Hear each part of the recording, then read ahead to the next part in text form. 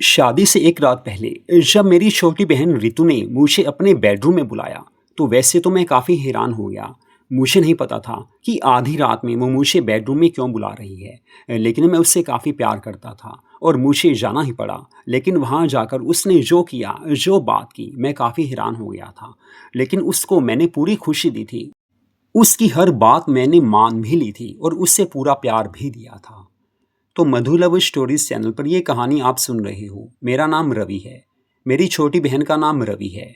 वैसे मेरी अभी शादी नहीं हुई थी, लेकिन रितु की शादी हम पहले कर रहे थे। क्योंकि बहन भाई में अगर ज़्यादा फर्क ना हो, यानी कि एज डिफरेंस ज़्यादा ना हो, तो पहले कुछ लोग बहन की शादी ही कर देते हैं। तो बस रितु की शादी हमने फाइनल कर दी थी। 15 दिसंबर की शादी रितु की तय हुई थी। सर्दियों के दिन थे, लेकिन सर्दी में शादी का कुछ अलग ही मज़ा होता है। तो कहानी को अब हम शुरू करते हैं। रितु दीदी से मैं काफ़ी ज़्यादा प्यार करता था। कहीं भी किसी शादी में जाना हो, रितु को साथ लेकर ही जाता था। वैसे भी रितु दीदी को शादियों में जाना काफ़ी ज़्यादा अच्छा लगता था। वो काफ़ी मज़ा महसूस करती थी और शादियों में बैकलेस ड्रेस, मिनी ड्रेस, हर तरह की ड्रेस वो डालकर जाती थी। फैशनेबल ड्रेस वो डालती थी, क्योंकि आजकल की मॉडर्न लड़कियां हमेशा मॉडर्न बनकर रहती हैं। यंग जनरेशन में यही बात होती है कि वो आजकल के हिसाब से हर ड्रेस डालते हैं। तो दीदी काफ़ी ज़्यादा क्यूट बनकर जाती थी, ग्लैमर्स बनकर जाती थी और मम्मी पापा को भी ये अच्छा लगता था, क्योंकि हमें पता था कि अगर ये बन ठन कर जाएगी किसी शादी में, अगर कोई लड़का इसे देख लेगा तो कोई रिश्ता आ ही जाता है। अगर हम किसी शादी में जाते हैं तो कोई ना कोई रिश्ता हमारे लिए भी वहाँ पर आ ही जाता है। आमतौर पर शादियों में ऐसा ही होता है। लेकिन रितु दीदी की बात कुछ अलग ही थी। तो कॉलेज टाइम में भी हम दोनों साथ ही पढ़ते थे। देर रात तक हम पढ़ते रहते थे और उसके बाद हमारा अपना प्रोग्राम शुरू हो जाता था। क्योंकि जब साथ रहना है तो पार्टी होनी ही चाहिए। कभी खाना पीना, कभी मस्ती, कभी मूवी देखना, ये चलता ही रहता था। कोई भी बात मैं अपनी दीदी से छिपाता नहीं था और वो भी हर बात मेरे से शेयर करती थी। मेरी एक गर्लफ्रेंड थी, सुनीता। हद से ज़्यादा मैं उससे चाहता था, काफ़ी प्यार करता था। हम दोनों हर रोज़ कहीं ना कहीं मिल ही लेते थे, क्योंकि मिलना ज़रूरी होता है, प्यार ज़रूरी होता है। वैसे भी इन सब बातों के बिना ज़िंदगी आजकल चलती भी नहीं है। हाँ, कई बार जब हम ना मिल पाएँ तो फ़ोन पर ढेरों बातें हो ही जाती थी और ये बात दीदी को पता थी। वो भी खुश थी कि चलो कहीं ना कहीं तो प्यार होना ही चाहिए। लेकिन एक बात है कि दीदी का कहीं किसी से प्यार नहीं हुआ। हालांकि उनके दोस्त काफ़ी थे। वो करती थी, दोस्तों के साथ पार्टीज़ में जाती थी। मुझे पता था कॉलेज में काफ़ी उनके दीवाने हैं, उनके चाहने वाले हैं, लेकिन कभी उनका किसी से दिल का प्यार नहीं हुआ। वैसे आजकल के टाइम में किसी से दिल का प्यार होना भी नहीं चाहिए, क्योंकि कई बार हम प्यार करते हैं तो धोखा मिल ही जाता है। कुछ ऐसा पहले मेरे साथ भी हुआ था, लेकिन बाद में सुनीता मुझे मिली और उससे जो प्यार हुआ अभी तक वो चल रहा है। लेकिन एक बार की बात है, मम्मी पापा को किसी शादी में जाना था तो रितु कहने लगी, मुझे नहीं जाना। मम्मी पापा जिद करने लगे कि तुझे साथ चलना होगा। लेकिन रितु कहने लगी, मुझे जाना ही नहीं है। अब मुझे नहीं पता कि उसने ऐसा क्यों किया था, क्योंकि किसी भी शादी में जाने के लिए वो मना करती ही नहीं थी। तो मैंने उससे पूछा, अरे यार मेरी जान, बता तो सही, मना क्यों कर रही है। वो कहने लगी, बस भैया मुझे जाना ही नहीं है। वो काफ़ी उखड़ सी गई थी, नाराज़ हो गई थी। तो मम्मी पापा ने देखा कि अब इसकी जिद है नहीं जाना तो ना जाए। अब उन्होंने भी जिद छोड़ दी थी। मम्मी पापा शादी में चले गए थे। हालांकि मुझे भी साथ जाना था, लेकिन रितु घर पर अकेली रह जाती, इस कारण मैं भी नहीं गया था। तो मम्मी पापा 2 दिन के लिए चले गए थे। रितु और मैं बाहर ही खाना खाकर आए थे।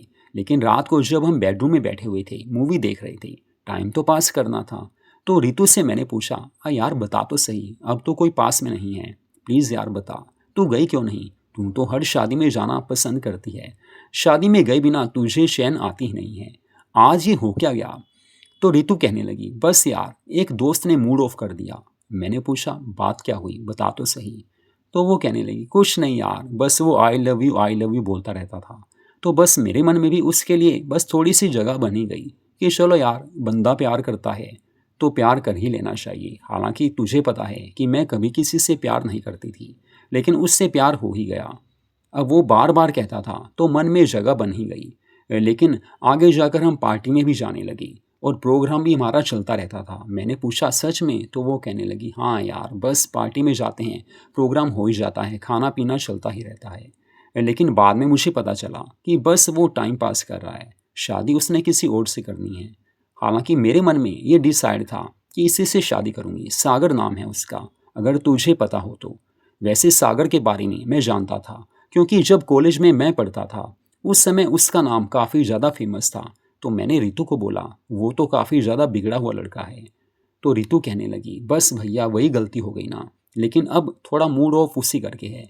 वैसे तो मैंने ब्रेकअप कर लिया है, लेकिन मन से वो यादें निकलती कहाँ हैं। मैंने उससे बोला, हाँ यार वो तो है, पर कोई बात नहीं यार, मैं हूं ना, तू टेंशन क्यों लेती है। मैंने उससे गले से लगाया, उससे रिलैक्स फील करवाया, क्योंकि इस समय ज़रूरी था प्यार करना। फिर मैं उससे प्यार से बातें करता रहा, उसके दिल की बात की, उसके दिल के हिसाब से उसकी हर बात सुनी। फिर उसने जो मूवी कही हमने वही मूवी देखी। उसका मूड थोड़ा थोड़ा ठीक होने लगा था। देर रात तक हम लगे रहे थे, क्योंकि टाइम जो पास करना था। उसके बाद सुबह मैं फ्रेश हो चुका था, लेकिन दीदी कहने लगी, प्लीज़ यार आज जॉब में मत जाओ, आज घर पर ही रहो। तो मैंने कहा, कोई बात नहीं, जो आपका आदेश। क्योंकि अपनी बहन को मैं कभी दुखी देख नहीं सकता था। वैसे भी मम्मी पापा थे नहीं, तो मैंने यही सोचा कि चलो आज रितु से ही प्रोग्राम करते हैं। बस उसके बाद वो काफ़ी खुश थी। मैंने उससे बोला, कभी तूने साड़ी नहीं डाली यार, साड़ी डाल कर दिखा। क्योंकि साड़ी तो काफ़ी घर पे पड़ी ही थी। फिर उसने गुलाबी कलर की साड़ी डाली थी, वो काफ़ी प्यारी लग रही थी, और पहली बार उसने खुद भी ये फील किया था। वो काफ़ी ज़्यादा सुंदर है। आईने में जब वो सामने खड़ी हुई तो सज धज कर तैयार हो चुकी थी। उस समय उसने अपना रूप देखा तो वो भी काफ़ी ज़्यादा खुशी महसूस कर रही थी। मुझे कहने लगी, क्या बात है भैया, मुझे नहीं पता था कि साड़ी मुझ पर इतनी प्यारी लगती है। लेकिन मैंने कहा, अरे मेरी जान, तुझ पर तो हर ड्रेस प्यारी लगती है, क्यों ना हो, तू मेरी प्यारी बहन जो है। ये कहकर बस मैंने शाम को हम होटल में चले गए थे, क्योंकि खाना उसने घर बनाया नहीं था। वैसे भी मैं यही चाहता था कि उसको बाहर घुमाने लेकर जाऊं। अब मम्मा पापा तो शादी में गए थे, लेकिन हम होटल में डिनर करके आए थे। वापसी पे हम एक पार्क में चले गए थे। वहाँ 1 घंटे हम बैठे रहे, क्योंकि हम दोनों अच्छे दोस्त भी हैं। भाई बहन में अगर दोस्ती हो तो प्यार का वो मजा आता है, प्रोग्राम का वो मजा आता है कि बताया नहीं जा सकता। और रितु मुझसे काफ़ी ज़्यादा खुश रहती थी, क्योंकि हमें ये पता था कि बाहर हम किसी से करते हैं, दोस्ती करते हैं, प्यार करते हैं, मोहब्बत करते हैं, प्रोग्राम भी कर लेते हैं, तो बाहर वाले पर भरोसा नहीं होता। लेकिन अपने कभी धोखा नहीं देते, कुछ भी हो जाए। अपनों से हम हमेशा प्यार ही पा सकते हैं, कभी अपनों से धोखा नहीं मिलता। तो ऐसे ज़िंदगी चलने लगी थी। हालांकि रितु को साथ लेकर कहीं ना कहीं मैं हर रोज़ जाया ही करता था, और मुझे खुशी थी कि चलो रितु खुश है, क्योंकि वो मेरी प्यारी बहन है। आगे जाकर वो वक्त भी आ गया था जब रितु के लिए हमने मोहित नाम का एक लड़का देखा था। हालांकि मम्मी पापा ने मोहित को देखा था, रितु से बात की। अब रितु को लड़का पसंद तो नहीं था, लेकिन मम्मी पापा बस ज़बरदस्ती कहने लगे, अच्छा घर है, अच्छा लड़का है, तुझे हाँ कर देनी चाहिए। वैसे रितु को भी शायद अब लगने लगा था कि चलो यार शादी करनी ही है। वैसे भी वो किसी से प्यार तो करती नहीं थी, तो मोहित से शादी के लिए उसने हाँ कर दी थी। लेकिन मन में कुछ ना कुछ ऐसा था उसके कि जिसको मैं भी समझ नहीं पा रहा था। तो वो मुझे वैसे अकेले में बताती तो थी, बस यार रवि ऐसा है, मोहित से शादी के लिए मैंने हाँ तो कर दी है, लेकिन अंदर से पता नहीं ऐसा क्यों लग रहा है कि वो अच्छा लड़का नहीं है। क्योंकि मुझे अंदर से ऐसी फीलिंग्स हो रही हैं, कई बार अंदर से जो बात निकली वो सच होती है। अब मुझे डर सा लगने लगा था। फिर मैंने सोचा, चलो कोई बात नहीं, अब शादी के टाइम हर लड़की को ऐसा लगता ही है, क्योंकि मोहित उससे पहले से जानता नहीं था। लेकिन मुझे ये था कि चलो यार इसकी शादी हो जाए। लेकिन कहते हैं कि वक्त बीतते देर नहीं लगती। मोहित से रितु का रिश्ता तय हो गया था। बस 1 महीने बाद शादी होने वाली थी। सारी तैयारियां हमने शुरू कर दी थी, और रितु को जानबूझकर मैं छेड़ा करता था, वाह यार रितु, शादी तेरी पहले हो रही है, बड़ा मैं हूँ। तो रितु कहती थी, अरे यार मैं तो पहले बोल रही थी कि पहले अपनी शादी करवा ले, मेरी तो शादी की जरूरत ही नहीं है। हंसी मजाक में मैं उससे कहता था, मुझे पता है कि तुझे शादी की ज़्यादा ज़रूरत है। वो मुस्कुराने लगती थी, क्योंकि भाई बहन में प्यार, छेड़खानी, मस्ती होनी ही चाहिए, हंसी मजाक होना ही चाहिए। लेकिन बस उसकी शादी के दिन अब करीब आते जा रहे थे, लेकिन देर रात तक हम दोनों लगे रहते थे, कभी बातें, कभी बस प्रोग्राम चलता ही रहता था, क्योंकि शादी की तैयारियां जो होने लगी थी। लेकिन शादी से एक रात पहले रितु दीदी का मुझे फ़ोन आया, लगभग आधी रात थी, कि रवि यहाँ आओगे, कोई काम है। अब मैं काफ़ी हैरान था कि इस समय रितु ने बुलाया क्यों है। लेकिन जब मैं उसके बेडरूम में गया, मुझे पता था कि अभी भी वो नाइटी डालकर बस बैठी ही होगी, सोई नहीं होगी, क्योंकि जिसकी शादी अगले दिन होती है वो कोई ना कोई ख्वाब ले ही रहा होता है, यानी कि सपने ले रहा होता है। लेकिन यहाँ पर उसकी आंखों में आंसू थे। मैंने देखा मेरी जान की आंखों में आंसू हैं। फिर मैंने उससे कहा, यार बात क्या है? तो उसने कहा, पहले अंदर से लॉक कर दो। मैंने अंदर से दरवाज़ा बंद कर दिया था। फिर मैंने उससे पूछा, बता यार बात क्या है, तू रो क्यों रही है, कोई बात हुई है क्या? तो वो कहने लगी, बस यार मुझे शादी नहीं करनी। पता नहीं अंदर से ऐसा क्यों फील हो रहा है कि मोहित से शादी करके मेरी ज़िंदगी अच्छी नहीं रहेगी। वो रोने लगी थी। मैंने उससे गले से लगाया, उससे चुप कराया, प्रोग्राम हुआ। फिर मैंने उससे बोला, देख यार शादी तो करनी ही है। तो वो कहने लगी, बस भैया आई लव यू, मैं आपसे प्यार करती हूँ, प्लीज़ यार ये शादी रुकवा दो। तो मैंने उससे बोला, ऐसे शादी नहीं रुकती पगली, शादी जब फाइनल हो ही चुकी है और कल शादी है, तू एक दिन पहले सब कुछ बोल रही है।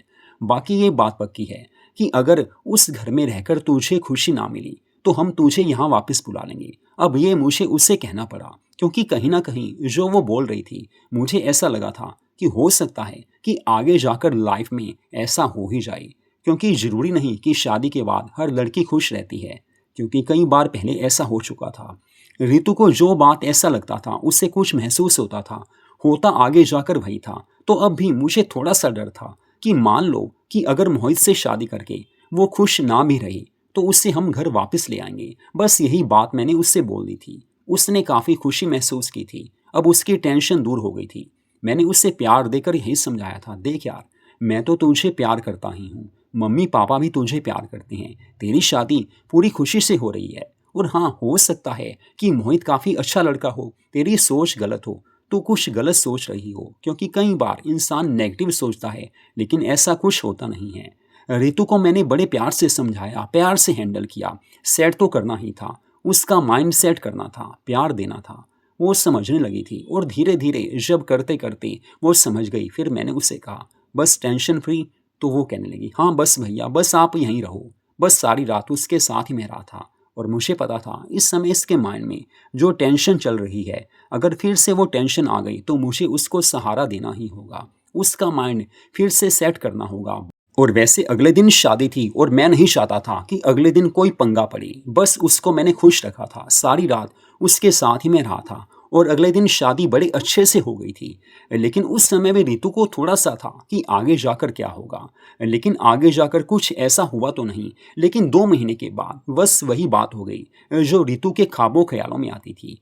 अब मोहित उसे काफ़ी परेशान करने लगा था। अब मुझे नहीं पता था कि वहाँ क्या हो रहा है, लेकिन एक रोज रितु ने रात में मुझे कॉल की, बस भैया मुझे यहाँ से आकर ले जाओ।